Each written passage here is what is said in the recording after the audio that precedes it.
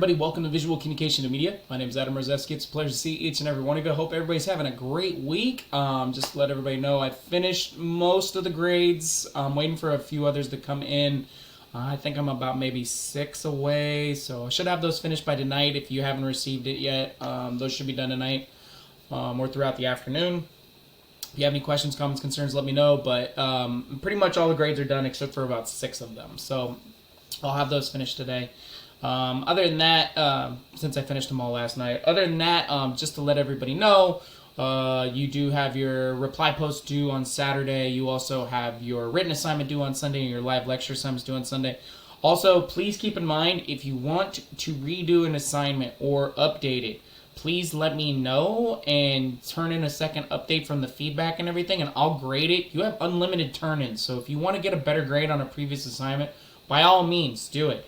That way you can get a better grade overall. So the whole reason why I have unlimited turn-ins is so you can keep improving on your work and do better over time. So that way to never give up on the effort and everything. So if you want to do that, let me know if you want to turn in another assignment or not, or update an old assignment, and we can do that and go from there. Also, but other than that, that's pretty much all I got this week. Just focus on what you got. Keep in mind also, we're getting close to the end of the term. If you're missing any assignments or you're late on anything, please let me know so we can work on a schedule or anything so we can update those. That way that gets done. But other than that, that's all I got. Figured I'd talk a little bit about technical responses and how kind of companies figure out ways to make better systems and better visuals for their systems. And the funny thing about it is they come up with these guidelines called heuristics. And heuristics are just a big word for just a group of rules or guidelines that a group of people follow upon on a project or anything. And this is what this kind of focuses on the 5 major rules and what Sharpen Productions. This is a company that does app designs. I don't think they're around too much anymore, but they had a really solid heuristics that I figured it would be great to really talk about, especially with technical responses, because they're building technical systems, especially for applications for phones and tablets. They kind of had a guideline of really how to focus on everything, and they focused on the 5 major rules. They talk about how clear all the images needed to be. They needed to be simple and easy to understand. The proximity of where things are, so it wasn't cluttered on the screen. Engagement's got to be fun and really easy to use, and then also navigation. They can't get lost within the application, so that's huge. And they created this set of guidelines or rules to follow upon, agreed by the design team or a group of people, called heuristics. And this is Sharpen Productions' set of rules. Again, I don't think they're around anymore, but I thought their heuristics was really solid. So they their first 3 rules is simple as beautiful, ties into simplicity, right? Not cluttered and easy and ready to use for an application. This is one of their first rules they try to follow upon. And then they also go by design as paramount. First impression, look and feel. It's got to feel like you can utilize it and go from there, and it looks pretty and appealing overall, because if it doesn't, then people are just going to throw it away. It's like those first 30 seconds you take a look at and go from there. And navigation should be intuitive. Well organized with a top-down design where everything should flow properly. Easy to find all your options and go from there. Those are their first 3 rules that work great. And for technical responses, this is huge because you don't want to lose the user at all in any possible way. Their next 3 is consistency. All the pages have to be consistent, easy to understand. If it's not consistent, then you confuse your user, and that's not good at all.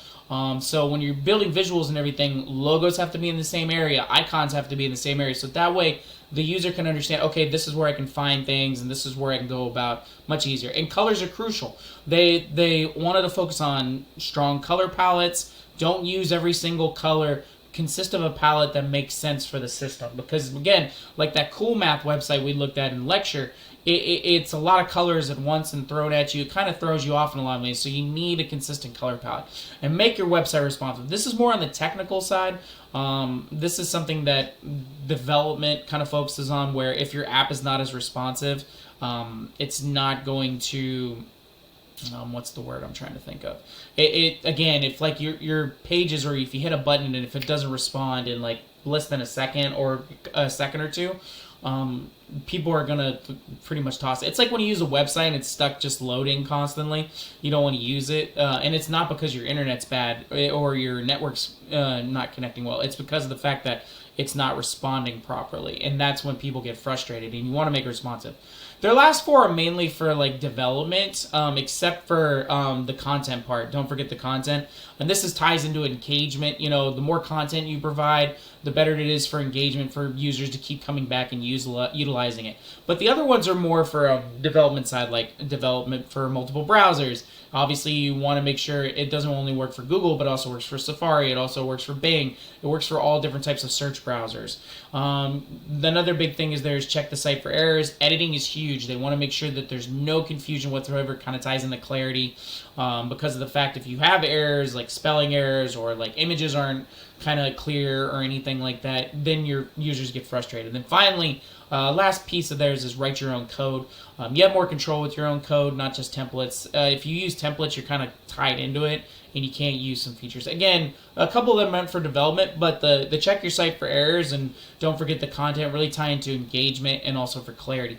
This is a good set of heuristics, especially for building like an application, because it can do a really good job of giving you a guideline of how to design stuff and kind of follow through it in a different way. So heuristics are huge. But again, this is just some extra information. I thought it would help y'all out in a lot of different ways. But other than that, that's all I got. So keep in mind, Apply Host due on Saturday, live lecture, and written assignments due on Sunday. If you have any questions, let me know. If you'd like to update an old assignment or if you're missing one, contact me immediately. Other than that, be safe, have fun, enjoy. I hope everybody has a great weekend.